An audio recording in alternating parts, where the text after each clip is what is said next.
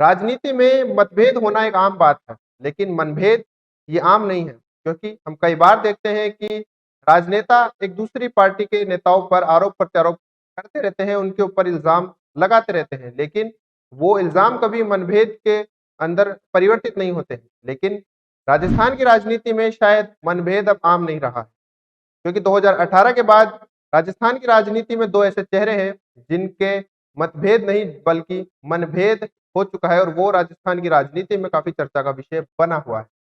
जी हाँ साथियों, मैं बात कर रहा हूँ राजस्थान के पूर्व मुख्यमंत्री अशोक गहलोत और पूर्व उप मुख्यमंत्री सचिन पायलट की। साथियों, इनकी जो राजनीतिक दुश्मनी है वो अब राजस्थान से दिल्ली पहुंच चुकी है। जी हाँ, हाल ही में सोशल मीडिया पर एक ऐसा वीडियो वायरल हुआ जिसमें सचिन पायलट और अशोक गहलोत हाथ मिलाते हुए नजर आए। उसके बाद हर तरफ ये चर्चा छाई हुई थी कि अशोक गहलोत और सचिन पायलट एक हो गए हैं, लेकिन क्या सच में ऐसा है? साथियों, आपको बता दें, गहलोत और पायलट ये दोनों दिल्ली स्थित इंदिरा भवन गए थे, जहां पर नेशनल ओबीसी एडवाइजरी काउंसिल की बैठक हुई थी, जहां पर जिसकी अध्यक्षता खुद राहुल गांधी कर रहे थे। और उसी के दौरान का वो वीडियो है, जब बाहर सचिन पायलट वहां पहुंचे, उसी समय अशोक गहलोत भी वहां पहुंच गए और सचिन पायलट ने अशोक गहलोत से जाकर हाथ मिलाया और फिर मीडिया की तरफ देखते हुए गहलोत साहब बोलते हैं कि देख लीजिए, फिर आप लोग बोलेंगे कि बनती नहीं है। और उसके ऊपर सचिन पायलट कहते हैं, देख लीजिए कौन घूम कर आया। साथियों, राजस्थान की जनता इस दुश्मनी को भली-भांति जान चुकी है और ये कई बार देखा गया है कि ये जो सामने दिखाते हैं, वह असल में है नहीं। अशोक गहलोत और सचिन पायलट ने कई ऐसे मौके दिए हैं जनता को, वो एक कि ये बताने का कि वो उनकी जो दुश्मनी है, वो अभी भी खत्म नहीं हुई है। साथियों, मानेसर कांड हो चुका है, लेकिन ना अशोक गहलोत उसको भूले हैं, ना सचिन पायलट। अभी हाल ही में जैसा कि आपने देखा, अशोक गहलोत ने सचिन पायलट को टारगेट करते हुए मानेसर कांड का ज़िक्र भी किया अपने एक भाषण में। यानी कि कहीं न कहीं अशोक गहलोत भूले नहीं हैं कि सचिन पायलट को वो मुख्यमंत्री नहीं बनने देना चाहते हैं। सचिन पायलट उनकी खुद की पार्टी के हैं, कांग्रेस पार्टी से हैं, लेकिन फिर भी वो उनको अपना राजनीतिक दुश्मन कहीं न कहीं माने बैठे हैं। और सचिन पायलट की मैं बात करूँ तो उनके साथ तो ख़ैर दगा हुई थी, उनके साथ तो गलत किया था अशोक गहलोत ने, इसके बावजूद सचिन पायलट का इस बात को भूलना तो बनता ही नहीं है। साथियों, 2018 के विधानसभा चुनाव को सचिन पायलट के चेहरे पर लड़ा गया था और उन्हीं के चेहरे पर पार्टी ने इतनी अच्छी सीटों के साथ बढ़त बनाई थी, लेकिन आगे जाके हुआ क्या? मुख्यमंत्री बने अशोक गहलोत और सचिन पायलट को प्रदेशाध्यक्ष बनाया गया। लेकिन फिर बात ये भी उठी कि 2.5 साल के बाद सचिन पायलट को मुख्यमंत्री बनाया जाएगा, लेकिन बाद में ये बात भी बातों ही बातों में दबाने की कोशिश की गई, लेकिन सचिन पायलट को ये मंजूर नहीं था। उन्होंने फिर मानेसर की तरफ रुख किया, दिल्ली की तरफ रुख किया और उसके बाद से इनकी जो राजनीतिक दुश्मनी है, उसने तूल पकड़ ली थी। साथियों, कहीं न कहीं सचिन पायलट और अशोक गहलोत ये दिखाने का भरसक प्रयास तो करते हैं जनता को कि कांग्रेस पार्टी के अंदर गुटबाजी नहीं है, फूट नहीं है। लेकिन राजस्थान की जनता अब तो भली-भांति ये जान चुकी है कि ये फूट बरकरार है, ये नहीं मिटी है।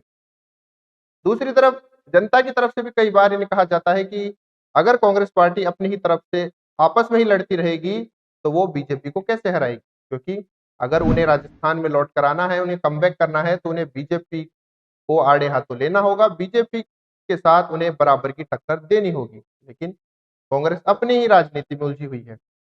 दूसरी तरफ मैं बात करूं, मानेसर कांड से ही निकले एक्सीडेंटल प्रदेश अध्यक्ष गोविंद सिंह डोटासरा। साथियों, राजस्थान की राजनीति में मानेसर कांड काफी एक यादगार जो है चैप्टर रहा है और आगे भी रहेगा और उस मानेसर कांड के साथ जुड़ा होगा हमेशा गोविंद सिंह डोटासरा का नाम, क्योंकि गहलोत भी कई बार कह चुके हैं कि गोविंद सिंह डोटासरा मानेसर कांड की ही पैदाइश है। वो गोविंद सिंह डोटासरा का प्रदेश अध्यक्ष तभी से वो बने हुए हैं और अब अशोक गहलोत और सचिन पायलट की जो राजनीतिक दुश्मनी चल रही है, उसके अंदर गोविंद सिंह डोटासरा अपने आप को मजबूती से आगे लाने का भरसक प्रयास कर रहे हैं। जैसा कि अभी हाल ही में गोविंद सिंह डोटासरा ने लोक संगठन बढ़ाओ लोकतंत्र बचाओ अभियान चलाया, जिससे वो कहीं न कहीं राजस्थान कांग्रेस के अंदर या यूँ कहें राजस्थान की राजनीति में अपनी पैठ जमाने की कोशिश में लगे हैं। दूसरी तरफ राजस्थान के ही कांग्रेस के एक और नेता आते हैं, टीकाराम जूली, जो कि दलित समाज से आते हैं। नेता प्रतिपक्ष है और कहीं न बोलने में काफ़ी माहिर भी है। वो भी अपने आप को कई बार आगे लाने की कोशिश में लगे हुए हैं। लेकिन जैसा कि आपने इस मीटिंग की अगर मैं तस्वीरों की बात करूँ, तो अशोक गहलोत और सचिन पायलट ने इस दुश्मनी को यहाँ पर भी साफ दिखा दिया है। भले ही उन्होंने इंदिरा भवन के बाहर हाथ मिलाया हो, लेकिन जब इन्होंने उस मीटिंग की तस्वीरें सोशल मीडिया पर पोस्ट की, तो जो अशोक गहलोत ने तस्वीरें पोस्ट की उसमें सचिन पायलट को काट दिया गया और जो तस्वीरें सचिन पायलट ने पोस्ट की उसमें अशोक गहलोत नहीं दिखे। साथियों, कहीं न कहीं उनके जो अंदर का जो मनभेद है, वो इन तस्वीरों के ज़रिए, सोशल मीडिया के ज़रिए वो दिखाते रहते हैं। और उसके बाद हम देखें, अशोक गहलोत राजस्थान की राजनीति में इस समय काफ़ी एक्टिव है और उनकी जो एक दिली इच्छा है चौथी बार का सीएम बनने की, उसके ऊपर वो भरपूर मेहनत कर रहे हैं। लेकिन दूसरी तरफ सचिन पायलट, वो भी राजस्थान में टिकना चाहते हैं, वो भी मुख्यमंत्री बनना चाहते हैं, लेकिन इस समय पार्टी आलाकमान की जो आदेश है उसकी वो पालना करने में लगे हैं। पहले तमिलनाडु, फिर केरलम, पश्चिम बंगाल, असम भी गए और अब अभी वर्तमान में पश्चिम बंगाल में वो चुनाव प्रचार कर रहे हैं। साथियों, इन सभी को देखते हुए ऐसा कहीं न कहीं लग रहा है कि सचिन पायलट का कद अब केंद्र में काफ़ी बड़ा होता नज़र आ रहा है और इसकी जो तपिश है वो राजस्थान की राजनीति में अशोक गहलोत को भी काफ़ी परेशान कर रही है। इसीलिए कहीं न कहीं अगर सचिन पायलट केंद्र के अंदर ज़्यादा मजबूत होते हैं तो उसका नुकसान अशोक गहलोत को राजस्थान में मिल सकता है। दूसरी तरफ बीजेपी की बात करें तो बीजेपी 2028 की जो तैयारियाँ हैं वो अभी से शुरू कर चुकी है। जैसा कि आप सभी को पता है, भाजपा के नए राष्ट्रीय अध्यक्ष नितिन नबीन का राजस्थान दौरा है और उनका जो राजस्थान दौरा है वो सबसे पहले उनकी जो सभा होगी वो टोंक में रखी गई है। साथियों, टोंक सचिन पायलट का गढ़ है और कहीं न कहीं शायद बीजेपी को भी ये पता है कि अगर राजस्थान में पैर अपना जो है पैर जमाना है तो सचिन पायलट को कमज़ोर करना बहुत ज़रूरी है और इसीलिए बीजेपी ने अपनी रणनीति जो है वो तैयार कर ली है। अब इस पूरे मामले को देखें तो कहीं न कहीं सचिन पायलट और अशोक गहलोत की दुश्मनी या तो पार्टी को नुकसान पहुँचाएगी या उसका फ़ायदा बीजेपी पार्टी ले जाएगी। साथियों, ये तो देखने वाली बात होगी, लेकिन ये दुश्मनी अगर यूँ ही बरकरार रही तो कहीं न कहीं इसकी जो अ, खामियाज़ा है वो 2028 के चुनाव में कांग्रेस पार्टी को बहुत ही मजबूत तरीके से भुगतना पड़ेगा और इसी लड़ाई का फ़ायदा गोविंद सिंह डोटासरा उठाने में जुटे हुए हैं, टीकाराम जूली उठाने में लगे हुए हैं। और कहीं न कहीं अशोक गहलोत अगर राजस्थान में एक्टिव है, तो वो ये भरसक प्रयास करेंगे कि इस बात का फ़ायदा गोविंद सिंह डोटासरा या टीकाराम जूली को ना मिले। साथियों, जैसा कि आप सभी को पता है, अशोक गहलोत के नाम से एक नारा काफ़ी मशहूर है कि चौथी बार गहलोत सरकार वरना भजनलाल बरकरार।